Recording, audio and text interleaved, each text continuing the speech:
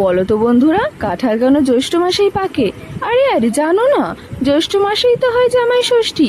তাই বাঙালির সমস্ত প্রিয় ফলগুলো কিন্তু জ্যৈষ্ঠ মাসেই পাকে, যেমন আম, জাম, কাঁঠাল, লিচু। আরে আরে, আজকেরই তো সেই স্পেশাল দিনটা, কারণ আজই তো সেই জামাই ষষ্ঠী।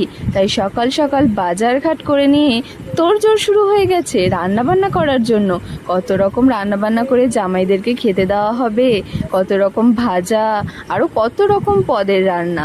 তাই জন্য দেখো এখানে রান্না বান্না শুরু হয়ে গেছে। আরও জামাইদের জন্য স্পেশাল গিফট আনা হয়েছে। জামাইদের সকালবেলা ফোঁটা দেওয়া হচ্ছে।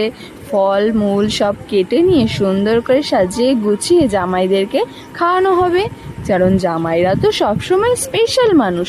আর ওই জামাই ষষ্ঠীর দিনটা তো তারা আরও স্পেশাল হয়ে ওঠে। কেন জানি না বৌমাদের জন্য কেন কোনো স্পেশাল দিন নেই। কিছু কিছু জায়গায় বৌমা ষষ্ঠী হলেও সেটা সেভাবে প্রচলিত হয়নি। হয় আমাদের মতো কিছু কিছু দুঃখী বৌমারা এই দিনটা একটু মন খারাপ হলেও মনটা কিন্তু অনেকটাই ভালো হয়ে যায় বাপের বাড়ি এসে, কারণ জামাইদের সাথে সাথে আমরাও কিন্তু কিছুটা আদর আপ্যায়ন পেয়ে থাকি। আমাদের মারা কিন্তু আমাদেরকেও অনেক যত্ন করে।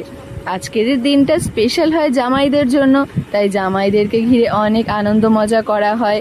দেখো এই বছর মা একটু কমফোর্টেবল নরম শাড়ি চেয়েছিল, তাই মার জন্য সেই রকম ধরনের গিফট আনা হয়েছে। আমার মায়ের কিন্তু তিনটে জামাই, জামাইদের কিন্তু পাল্লা ভারী, তাই আনন্দ মজাও কিন্তু খুব ভারী। তাই জন্য দেখো আমরা সবাই মিলে জামাইবাবুদের ঘিরে আনন্দ মজা করছি, আর আমরাও তাদের সাথে সাথে খাবার দাবার পাচ্ছি। তারপরে বেলা হয়ে গেল, রান্নাবান্না করতে করতে খাওয়া দাওয়া করে নিলাম সবাই।